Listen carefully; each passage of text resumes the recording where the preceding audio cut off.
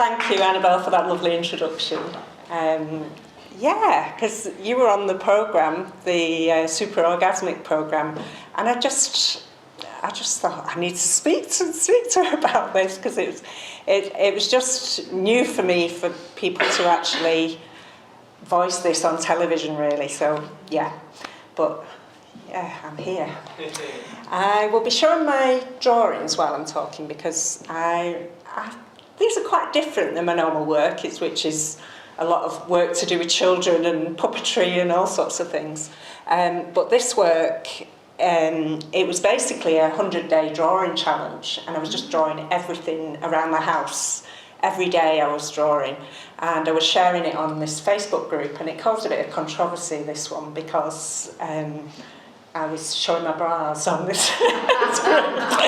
And it was funny because it was the weekend and I was sat in bed having a cup of tea, and I thought, it's a natural still life, I'll draw my bra swung over the bedpost. And yeah, I shared it, and then it became a thing that I'd do this every weekend. And people were waiting for my bras in this group.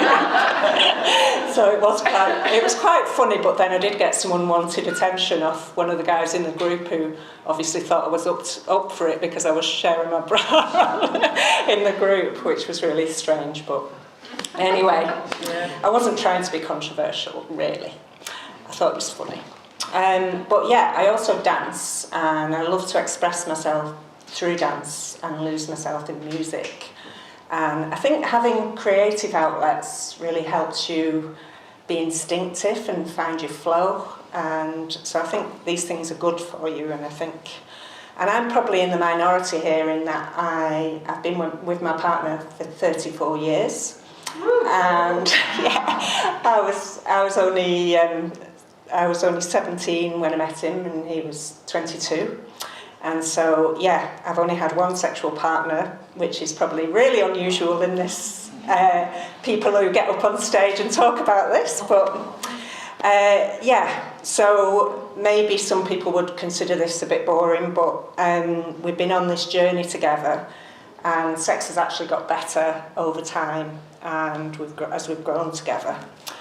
Yeah, so we're married and got two teenage children who would probably be absolutely mortified if they knew that I was up on stage talking about my orgasms.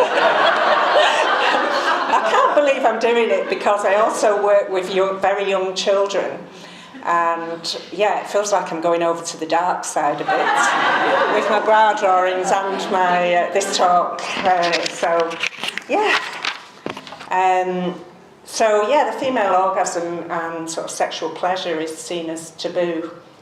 So that's partly why I wanted to discuss it, really. I wanted to talk about it because it's a positive thing for me. Yeah, so I'm talking from my own experience. I don't work in this area, and I haven't studied sex on an intellectual level. So I'm talking from personal experience, which I think is quite brave of me, really. It's quite interesting, really, having to think about sex, because I do work on instinct, and I try not to think too hard while I'm having sex, because, you know, it doesn't work for me to think too much, basically. Yeah, so I came to 2 sex lectures now, and the first one, I didn't feel that... There was a few people there who were a bit negative about heterosexual sex, and I felt like, you know, it's fair enough if they found something that works better for them, but I actually felt like it wasn't my experience of sex, so I felt like I had something to say and another perspective to put across. Yeah, so I've discovered that I'm super orgasmic. And by that, I don't just mean multiple orgasms. I mean, basically, they carry on until I decide to stop, which is brilliant. But it's kind of like a wave where I go in and out of them, and in intense peaks. It's like an internal orgasm, which is much deeper, and I believe involves the G-spot, and for me, can only be achieved by penetrative sex.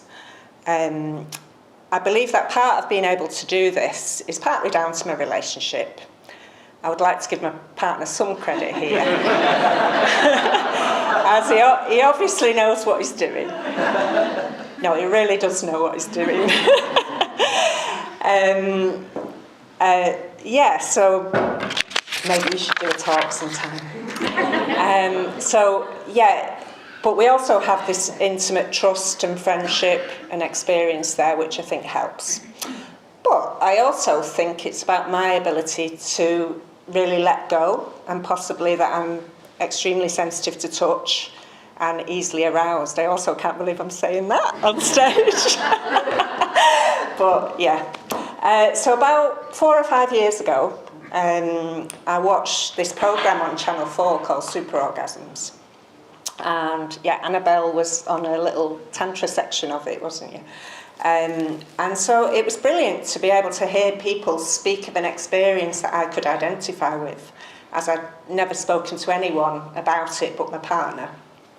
And so they interviewed a group of 4 women, and they did scientific studies, and they were measuring to see what happened in their bodies and minds as they watched porn and reached orgasms using sex toys.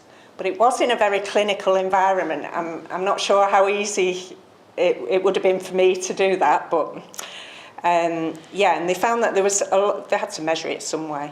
They found that there was a lot more blood flow to the genitals, and also their brain activity shown that they were turned on much quicker by the porn. In fact, they were sort of anticipating, the brain activity was kind of anticipating actually watching the porn even before it started. So they kind of had a head start.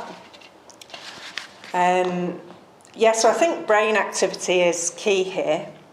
They also said that superorgasmic women produce more oxytocin, which helps bonding and connection with their partners. I do wonder about this study though, because they said there's only a small percentage of women that could do it, but I do wonder, because I think, well, there's a lot of people not talking about this, so how do they actually know what percentage of women can do this? And also, I didn't know I could do it until after I'd had children. So it was a long time before I discovered this, and I didn't know because I was stopping after having one, because I didn't realise I could carry on, really. So it was like, how would you know if you didn't sort of carry on? I actually think I became more sensitive after having children, because, there is some evidence to say that the kind of trauma from birth can increase a woman's orgasmic sensitivity in a positive way. And I think that might have happened with me, but I'm not sure. So some women on this programme were having about 60, which was kind of a bit crazy. I usually stop after about 6 or 7, something like that, because I start to feel a bit selfish, really. But they are quite close together, so it's not like it goes on for hours. And don't get me wrong, we're not having sex as often as we used to, because life gets in the way. But when we do, it's deep, immersive, and connecting. I spoke about it to one of my friends, and she asked me what my secret was. And I said that I never focus on having an orgasm that would actually stop me from having one. And you need to switch, a lot of what was just said actually, you need to switch off the inner dialogue, and I think being able to let go and immerse yourself, surrender to the moment, be open to all the senses, tune into and really focus on the sensations, watch, listen, feel, don't think too hard, and really allow yourself to be turned on by focusing on the details of the moment, and be connected to your desire, and notice both your own and your partner's response, and enjoy your partner's response. It's giving and receiving in equal measures, really. I think I've learned and grown in confidence over time to be more honest if I'm enjoying something or if I'm not, and be open in communication.